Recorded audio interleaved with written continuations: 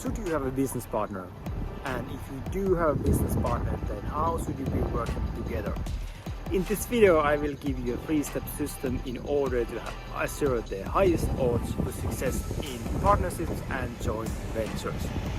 Hit the thumbs up and subscribe to the channel.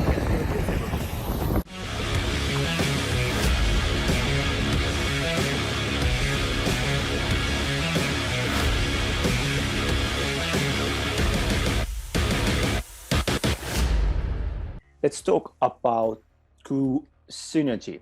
So let's talk about how to do business partnerships the right way. And the reason I'm bringing up this is that, first of all, throughout the years, I've been getting questions about this quite a bit, like, okay, first of all, like how can I get a business partner? And if I have a business partner, how should we work together? And those kind of things. And I've actually seen also in the Amazon space a lot of like partnerships, really successful partnerships really crumbled down. So, it's been cases where, usually with two people that, they've been best buddies, and they have started like working on their Amazon business together and being really successful. But then something happens and boom, it just comes crumbling down. So that's what I really want to talk about. What are the key things to have in business partnerships?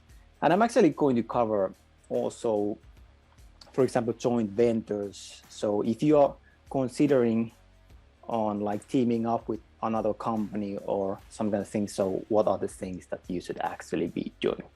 And learn from my mistakes as well in that case. But anyway, so it really is so that good business partner is a blessing, but bad business partner is a burden. So it's not as simple as saying that, okay, we should all have business partners. No, not necessarily. We should have the right kind of business partner. And so it's good to ask, like, first of all, why do we even need a business partner? Why does it even matter? Why can't I just work alone? Sure, we can work alone, not a problem, but having a business partner or having the right kind of business partner will definitely help. So let's go. A couple of things. Well, typically, synergy is that the combination of two different parties is greater than the sum. So 1 plus 1 business partners is more than 2 business partners. So it actually creates some kind of thing that is much more bigger than the outcome of those 2 people individually. So, and it's really a good opportunity to like complement each other's weaknesses. For example, with Victor and I we definitely had, complemented each other's weaknesses because, first of all, when we started, he was more like bulldozer. His blood started boiling if things didn't progress fast. And whereas, and he basically lacked more on the analytical and planning side. So I was more about planning and really careful doing different kind of strategies, but I was definitely lacking on this immediate action taking. And because of Victor, I have definitely, I have changed completely. So today I'm a completely different person than I was when we started, because nowadays I'm immediately putting things in motion. And same thing applies for like making decisions. So typically for my kind of like personality, it's really slow to make decisions, but I have also made the habit of I just want to do decisions quickly. So even the wrong decision usually is better than doing no kind of decision at all. And it goes without saying that accountability, that's a big benefit, absolutely. Yes, so another thing is accountability. Sure, you can hold yourself accountable, but it's definitely a lot easier when you have someone else. Then it's absolutely amazing when you have someone to brainstorm with every single day. And I'm not talking about any kind of heavyweight brainstorming. It just means like during the daily huddle, you get to speak with someone, say that I'm actually have this kind of puzzle, so I'm thinking of doing this and that. So what do you think? So it's just such a huge help when you have someone not even telling you necessarily ideas, but basically just asking you questions. For example, okay, what made you think? What made you come up to this conclusion? Okay, that makes sense. Why are you considering to do this or that?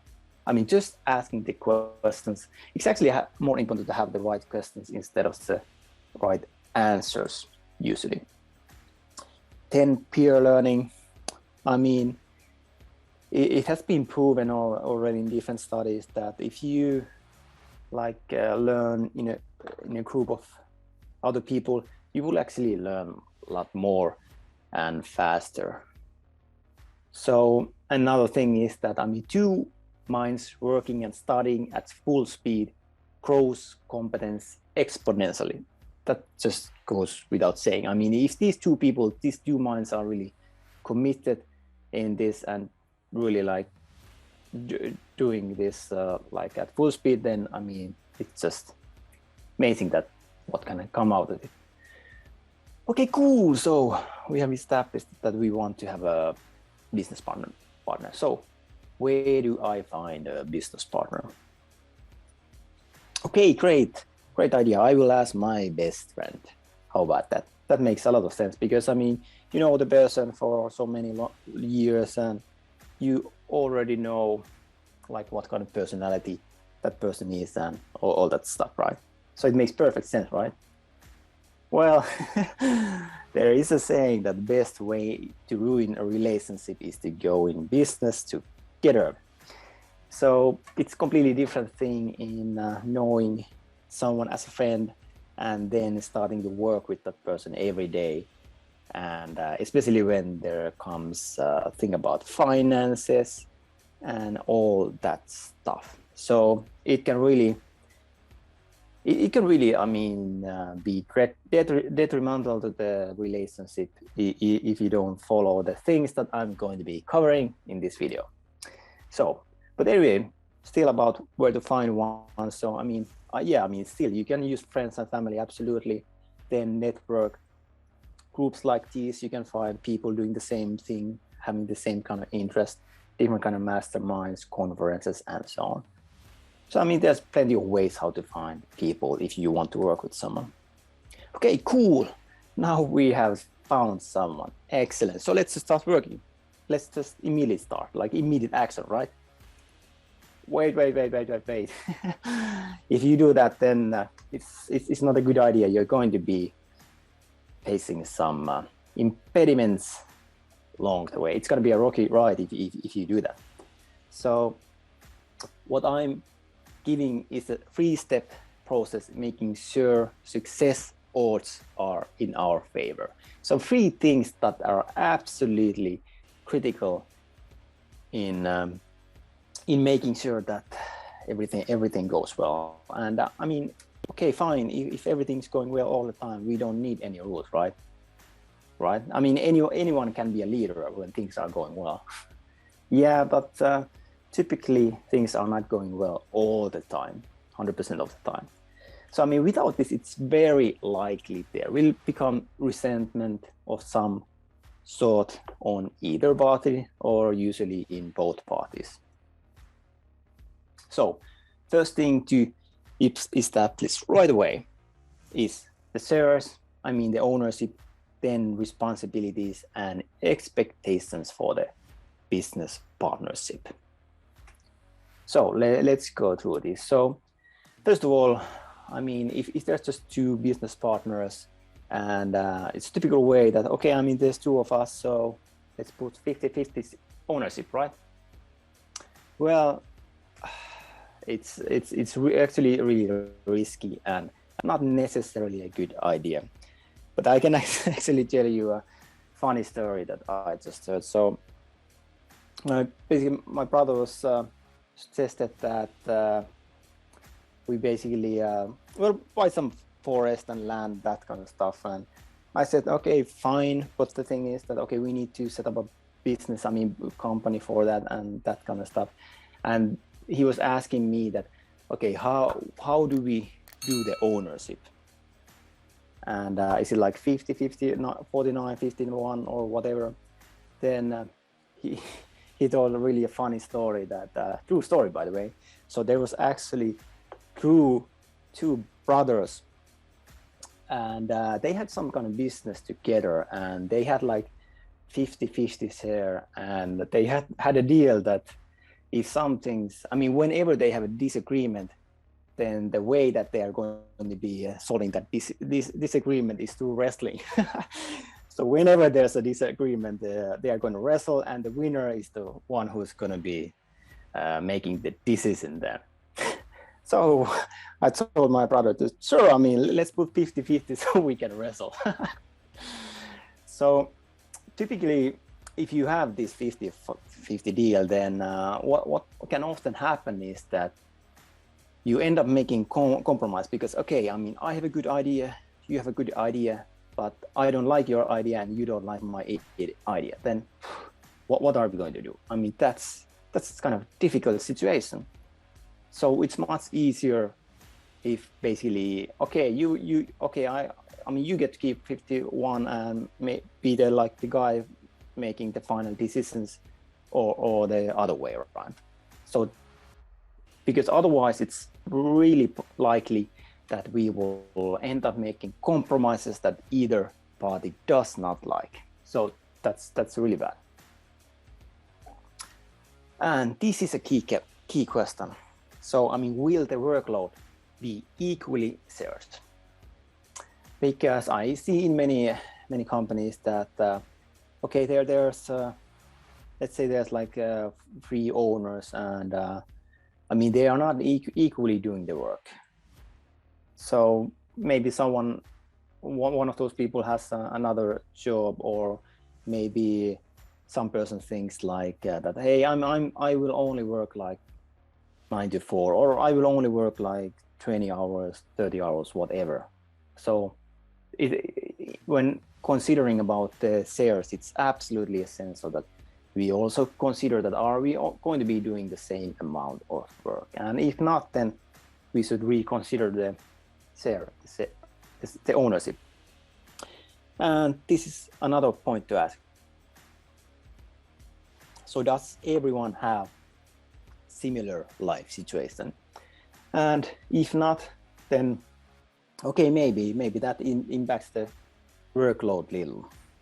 But still, I mean, I can say, for example, like when we started together with Victor, I mean, I had just gotten a baby, and so we started the business at the same time. And I definitely don't recommend to start a business and have a baby at the same time, because it's just gonna take all your time. But basically, I didn't use that as an excuse. So I was working.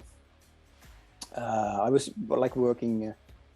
I mean, I was using late nights and early mornings basically to cover up for any stuff that I had to do during the day. So that was no excuse for me. But anyway, I mean, people are different. There's different kind of situations. So this is something to consider when talking about then when deciding the shares.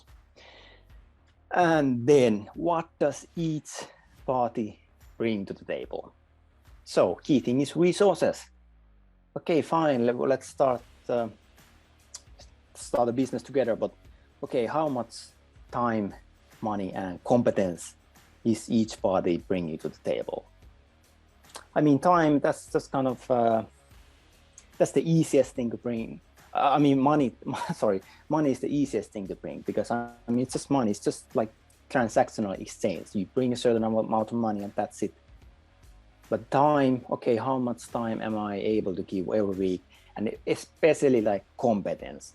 Maybe one person has exceptional competence on this certain area, and this business is absolutely dependent on this competence. Then, I mean, that's basically on a whole different level. But I think, like, especially like when starting starting for example, Amazon business, then I would expect every person to contribute in all three aspects. I would definitely not do a partnership where someone just brings the money and doesn't do anything else. Or I mean, it's possible to take that, but then it's definitely not going to have a like equal share. So typically, I would expect everyone to contribute in terms of time, money, and competence. Okay, second thing is values and rules. So we need to define the values and rules regarding this partnership. So it's as simple as basically just writing down the ground rules. So what are the rules that we have? So what kind of values do we have?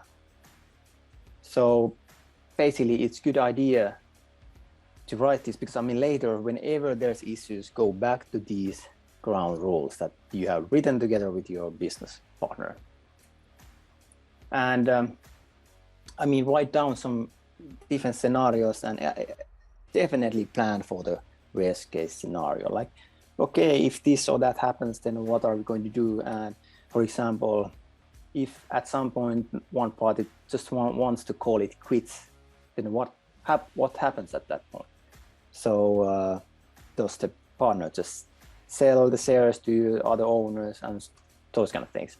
Because in that scenario, it would be definitely the worst thing if the party just sells the shares to someone outsider, and then you actually have a complete stranger as your business partner.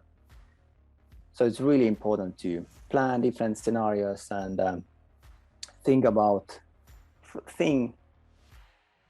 consider more about like what happens when things go wrong, and typically things will go wrong. And yeah, I mean, writing these ground rules, it also applies to joint ventures. So I can tell you one example we had some years ago. It was about, so we were considering this joint venture a few years ago. So it was about developing this kind of tool for, I don't quite remember like what was it, but basically, I mean, it was a software tool. So one area was definitely like inventory management, because when you're selling physical products, I mean, most of the tools are not able to track all your inventory.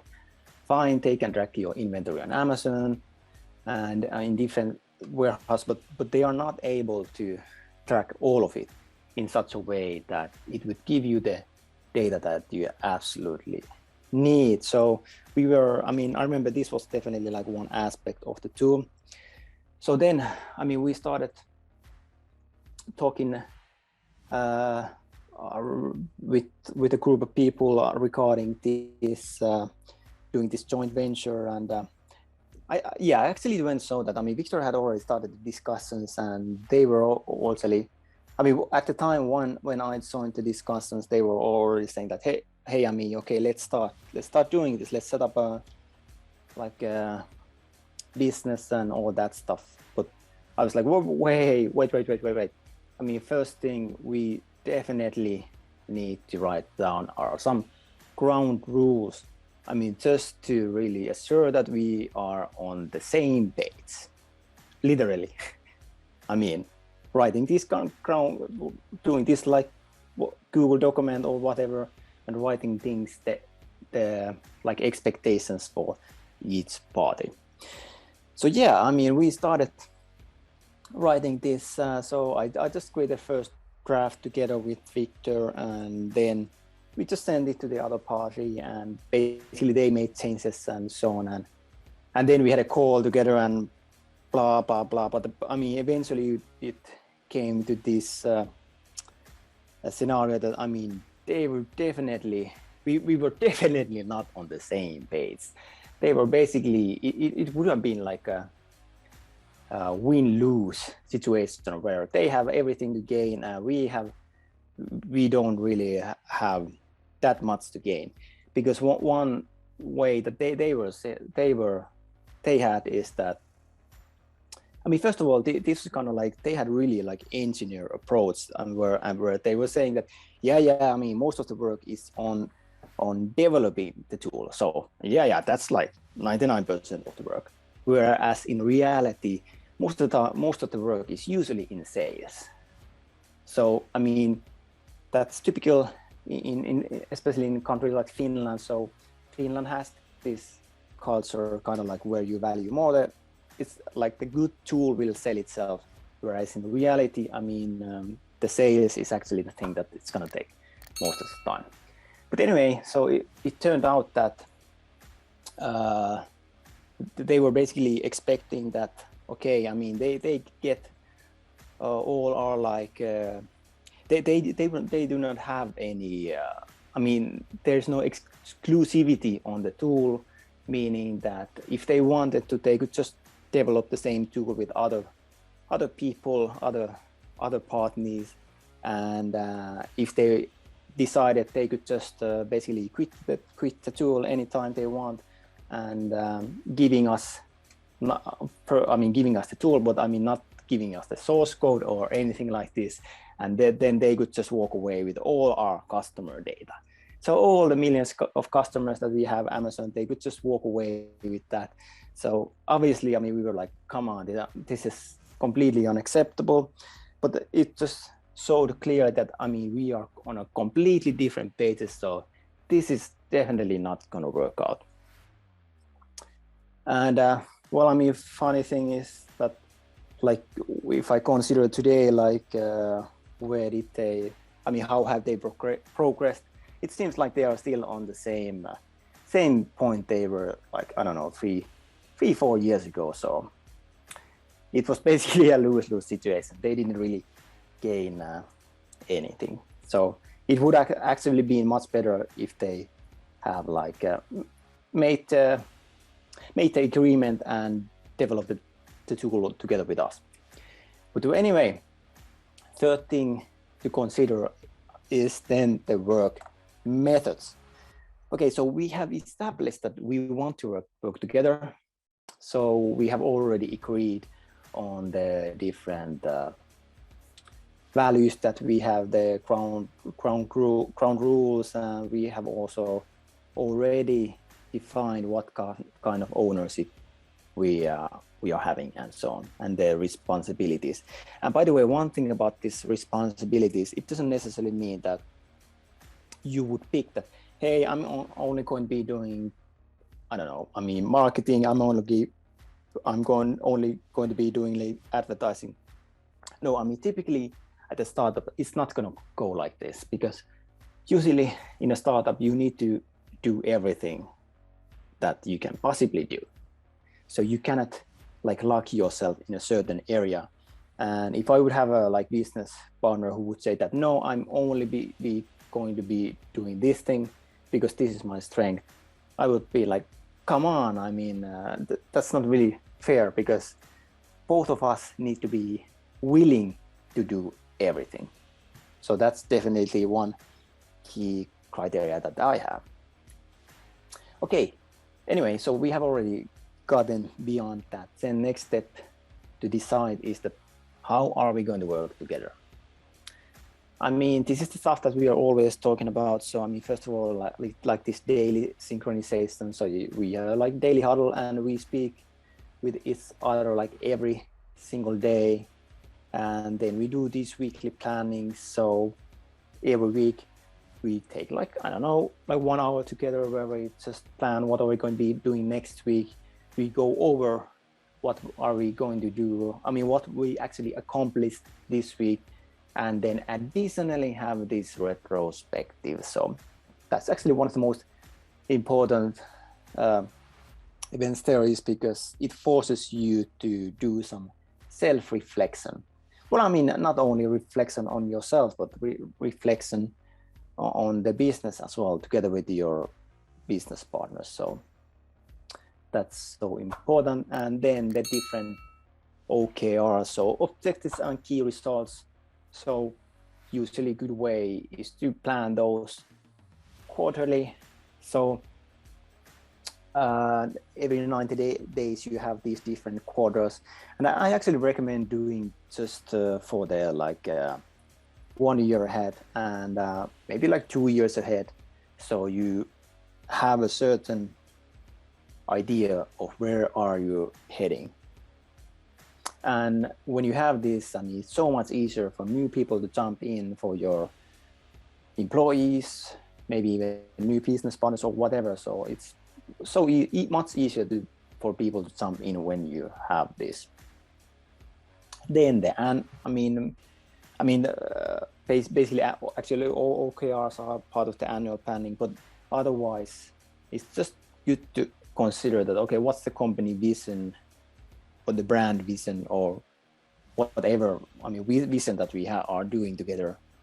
Then kind of something like really high level, like 1 to 3 year strategy, and all these 3 different things like company vision and 3 year strategy and the BHAG. I mean, all of these have to be done in really high level because things can change quickly. So it doesn't make sense if we would make detailed plan for up to 3 years, because things aren't going to change during those 3 years. And then the BHAG, that's the bold, hairy, or audacious goal. So it's just something that we want to stretch ourselves into, maybe even into like 10 years or so. It just gives us this purpose and this motivation, and really also like it basically just makes the work more meaningful when you have some kind of like BHAG goal. But yeah, I mean, this is probably one of the most important things, that communicate a lot and often. Like at minimum, we should have the like 15-minute daily huddle. And like together with Victor, we have always worked only remotely. I mean, sure, we have had, I don't know, maybe a few days or when we have been at the same place together. I mean, we have been working together, but I mean, most of the time we have been just working remotely. So that means that we have been mainly doing audio and video calls. We have actually done, at least nowadays, we are doing mostly just audio calls. So that basically applies to most of our teams and employees. I mean, the daily huddles usually we actually are not necessarily even using video for that. So it's has always been about doing these audio calls.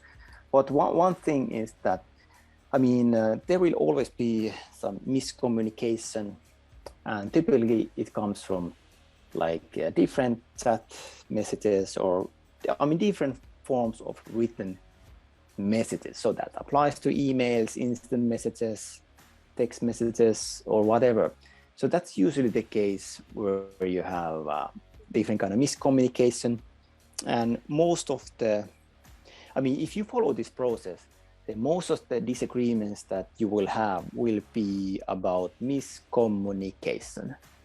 Because, I mean, you have already established the values, the ground rules, and that kind of stuff. So you have already, I mean, you have already done plans together about what is it that you want to do, what is this company about, like those things. So, I mean, it's just more likely that it's just going to be about miscommunication. And one thing that you should definitely, that we always like define on the ground rules is also the core values that we have for the company. So, I mean, if you have a value saying that, I mean, we should always have open communication, then that means that, okay, if for any reason I feel resentment about anything that a business partner does, then I'm obligated to tell that to the other person. And there's actually also a good book. Who has read this No Rules book that talks about the story of Netflix? it basically tells about their company culture. And one thing that they have there is that they want to be kind of like brutally honest with each other, but it has to be done in a way that it gives it's always from a positive aspect, and it's always the point of that like brutal honesty is to help the other person, or not help the other person but help the company. So it's all about the company. It's not about you or me or anyone else or any owner or the business partner. Whole thing is about the company. And the key question at Netflix is always that, okay, I mean, what can you do to help the company? Is this that what we are doing? I mean, is it actually helping the company? So check out the book if you haven't already. Yeah. So, I mean, then it's just a matter of case of making magic happen together. So it's all about synergy. So 2 people or 3 people or whatever, I mean, a team is more than the sum of its parts. So that's how you can really exponentially accelerate your growth, is when you work on using these three methods. Yeah. So the 3-step process in really making the most out of partnerships. Okay. Any questions? Do you agree, disagree? Let me know. Peter, what do you think? Yes, I totally agree. And having also experience of partnerships and all the good and maybe less good things, it's totally a thing to consider. But also if you are partnering with a friend, for example, it's also a good experience to check how things are going and making improvements after that testing and checking. Yeah, definitely. And with Victor, we had known each other already for let's see, I don't know, I mean, maybe 8 years or something like this. So I mean, we have been like best friends. So I mean, it was a scenario about like teaming up with your best friends. And I mean, I know also say that, I mean, we have had a lot of disagreements, we have had a lot of debates, but usually like actually, first of all, I mean, most of those have been regarding misunderstanding, and most of those have been cases where we didn't communicate, I mean, by talking to each other. So it was this like sending each other like chat messages or whatever. And basically all those are I mean, usually resolved when we just go back to the ground rules. So if we just kind of like point out to each other, by the way, like, okay, I mean, is this actually based on our ground rules? And here, I mean, the responsibility process, I mean, that's invaluable, because if you really act according to the responsibility process, then that means that, I mean, there's no blaming, there's no justification or those kind of things. So I mean, if you're always taking responsibility, then one key thing is there, what we should agree with our business partners that, and actually also within the company, within the team members, VAs, that, okay, if we are not acting by the responsibility process, then, I mean, we should confront each other. So, what I mean, just saying it politely, of course, I mean, seems like I mean, this seems a bit like justification or those kind of things. So one aspect is also using this kind of like non-violent communication, and one way is using the methods that Chris Voss describes in in his book Never Split the Difference. So that means that you use words like it seems like. It seems like I have the understanding that you are like upset about this or that. Is that right? So you don't make this kind of direct accusation that you are really upset, or because if you, I mean, it seems so simple, but it really helps to get the message across, because otherwise there is a possibility that we get stuck on the words instead of the actual message. So that's actually really important. Hit a thumbs up and subscribe to the channel to get new videos able. If you have any help selling on Amazon, make sure to join my free